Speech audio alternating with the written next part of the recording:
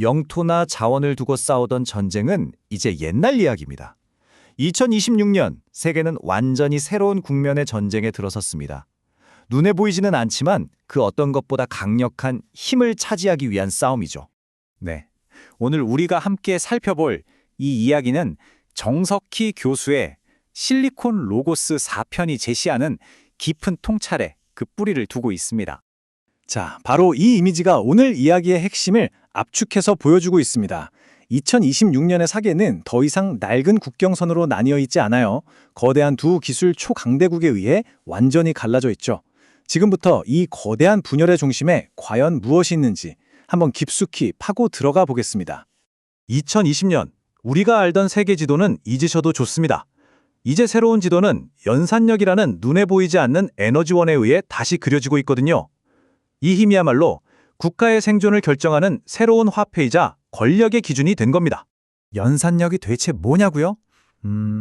지난 세기를 움직인 게 석유였다면 바로 지금 이 시대를 움직이는 새로운 에너지원이라고 생각하시면 쉽습니다.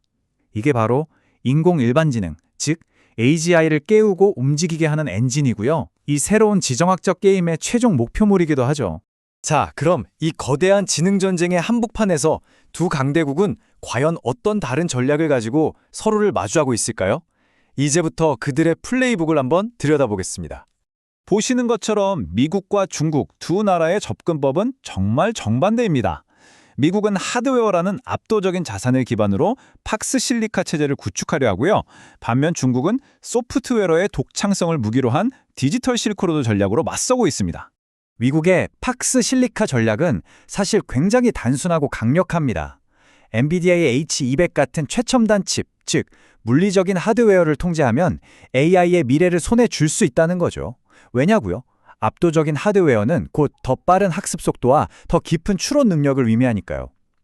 최종 목표는 이걸로 전능한 범용 지능 시스템을 만들고 이걸 글로벌 표준으로 만들어서 동맹국들을 하나로 묶는 겁니다.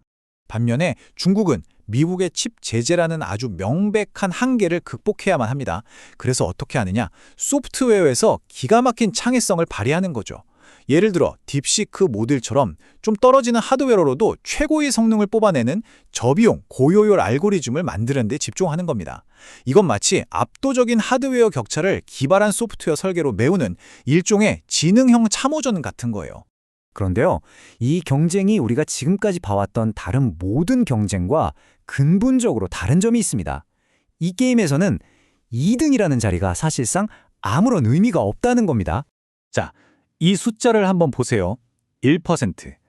이 경쟁이 정말 무서운 이유는 바로 여기에 있습니다. 고작 1%의 이 작은 지능 격차가 사실상 모든 걸 결정해버리기 때문이죠. 아니, 대체 어떻게 그게 가능할까요? 그 비밀은 바로 재귀적 가속이라는 논리에 숨어 있습니다. 한번 생각해 보세요. 지능은 자기 자신을 더 똑똑하게 만들 수 있는 힘이 있죠. 그러니까 단 1%더 똑똑한 AGI는 그 작은 우위를 이용해서 다음 버전의 자신을 더 빨리 설계합니다. 그리고 그렇게 탄생한 훨씬 더 똑똑해진 새 버전은 그 개선 과정을 말도 안 되게 더 가속화시키겠죠.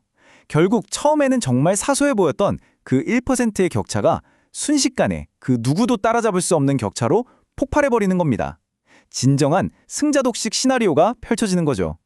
이렇게 정상을 향해 모두가 미친 듯이 질주하는 상황은 정말 흥미로우면서도 동시에 섬뜩한 역설을 만들어냅니다. 바로 이 지점에서 경쟁의 본줄 자체가 바뀌어버립니다. 목표는 더 이상 1등으로 결승선을 통과하는 완벽한 승리가 아니게 돼요. 그 대신 언제 깨질지 모르는 아슬아슬한 공포의 균형을 유지하는 게 목표가 됩니다. 이게 무슨 말이냐면 이 경쟁의 양상이 마치 냉전 시대의 상호 확증 파괴 논리를 그대로 따라가고 있다는 겁니다. 다만 핵탄두가 있던 자리를 이제는 코드가 대신하는 거죠. 이른바 지능 상호 확증 파괴 시대가 온 겁니다. 이제는 상대방의 디지털 인프라 전체를 순식간에 붕괴시킬 수 있는 지능형 보복 능력이 새로운 억지력으로 작용하는 그런 긴장 상태에 돌입한 겁니다. 자, 그렇다면 이런 살얼음판 같은 기술 패권 경쟁은 결국 우리 사회를, 그리고 우리가 사는 이 행성을 어떻게 바꿔놓게 될까요? 결국 세계는 서로 전혀 호환되지 않는 두 개의 거대한 운영체제로 쪼개지게 될 겁니다. 그리고 각 진영의 AI에는 완전히 다른 핵심 가치들이 내장되겠죠.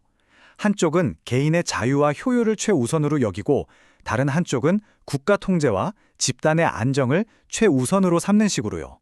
이런 완전한 분열은 우리 인류가 더 이상 같은 현실을 공유하지 않게 된다는 걸 의미합니다. 정말 무서운 말이죠. 우리는 각자 자기가 속한 진영의 AGI가 해석하고 또 필터링해서 보여주는 서로 다른 버전의 진실만을 보게 될지도 모릅니다. 결국 이 거대한 싸움의 승패를 떠나서 이 상황 자체가 우리 인류 전체에게 훨씬 더 크고 근본적인 질문을 던집니다. 이 새로운 세상에서 우리가 마주한 진정한 과제는 이 경쟁에서 이기는 게 아닐지도 모릅니다. 어쩌면 진짜 질문은 이것이겠죠. 우리가 만들어낸 이 지능이 우리를 지배하기 전에 과연 우리는 그 지능을 어떻게 통제할 것인가? 바로 그 문제입니다.